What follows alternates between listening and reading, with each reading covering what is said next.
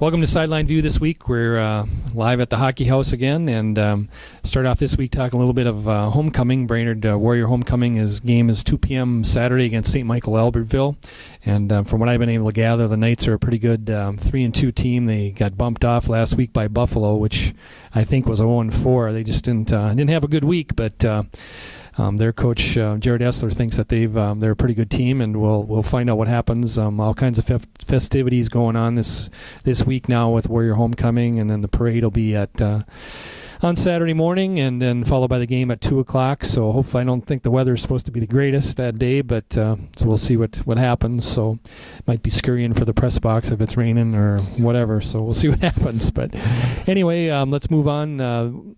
We have tonight is Jane Peterson from CLC Volleyball going for her 500th win, and you wrote a story about that in today's paper, and talk about that a little bit. Yeah, 500, according to her, is just another round number, so she's not really too concerned about it. More concerned about her opponent, Fond du Lac, out of northern Minnesota by Duluth there, Cloquet area.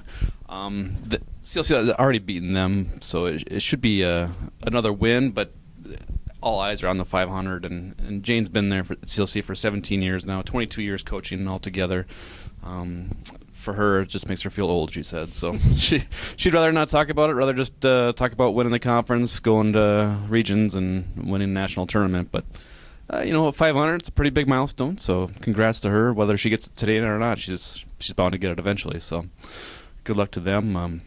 CLC football did win Saturday. They beat a tough Minnesota West team, a very close one. One of Minnesota West kicker missed an extra point, and that was the difference. So, they're still rolling. They're still, after their opening loss, they've won every game since. Right. I think they're 5-1. I think they are. So, and they continue to have a player of the week. Another one, Jordan Bialka, was the player of the week this week from Foley. Led the defensive player of the week, had a bunch of tackles, and in addition to CLC volleyball there, Alana Hansen, who's a Brainerd High School graduate, was the volleyball player of the week too. So they've really had a fabulous fall over there. I mean, between the two programs, they've I don't know how many athletes of the week they've had, probably half a dozen at least. So it's really been a good fall for the Raiders there. So.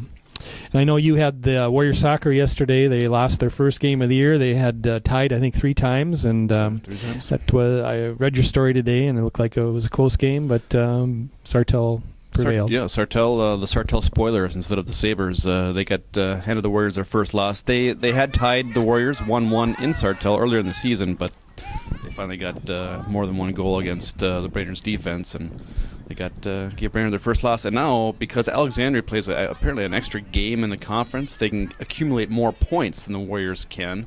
So they could actually beat Brainerd in for the conference title, even though Brainerd's only lost the one match against Sartell. So it's a tough row. Sartell does play Alexandria though, so maybe Sartell can help the Warriors now after they hurt them. So who knows? It was a good game, but Sartell got a little lucky bounces, as they say. So. Area football again. I mean, last week you were in Piers again. I think you're probably going to get inducted in the Piers Hall of Fame. You've been there so often, as well as I know you're loading up on bacon too, because there's supposedly going to be a bacon shortage. So you're at Thielen's Meat, but yep. That game. Then this week you've got Crosby Ironton, which lost their first one last week. So what do you see about that one? They lost their homecoming to Evelyn Gilbert, so hopefully it's their second subpar game in a row. So hopefully they step it up, because they have a tough Hinckley Finlayson Jaguars team coming in. They're 5-0. So it'll be a tough game for the Rangers, but it just seems like CI has a lot of weapons where they can score a lot of points. They just haven't lately, and we'll see what they can get over that hump there and finally win some games for them. I know swimming tomorrow. I'm going to be covering that, and they've got a. Not sure who they. I mean, I know they beat Melrose last night by just like 4 points, I believe it was. I think they have Apollo on Thursday. They should pretty much handle them, and they've been having a pretty good year. Several outstanding individuals there. So. And otherwise, it's been kind of a different week with, some games now this week. Well, on Tuesday, one will be on Saturday, so we won't have quite as many football games Friday night, but it'll still be a pretty full plate. So very full. Verdale won last night in football, so they're back in their winning ways. Right. After a loss on Thursday, kind of a weird schedule for Verndale. Play a Thursday game, play a Tuesday game. And Want to congratulate Connor Gessels, our athlete of the week for the Warriors. He had a big game against Apollo last week, like 120 yards, scored 3 touchdowns, also caught a conversion pass for 2 points, and that's the second week in a row he's been over 100 yards. I think he had 165 the week before against Bemidji, so he's really rolling here, and so is Brainerd. They're coming in here 4-1 against St. Michael, which is 3-2, so that kickoff's at 2 o'clock on Saturday. I know you're working on your preview story for the game today or tomorrow. What kind of a team does St. Michael's have? Is it a running or is it passing? They seem to have a better passing attack at the moment. Anyway, he's saying they have a pretty good quarterback, and they kind of go as he goes. If he doesn't have a good day,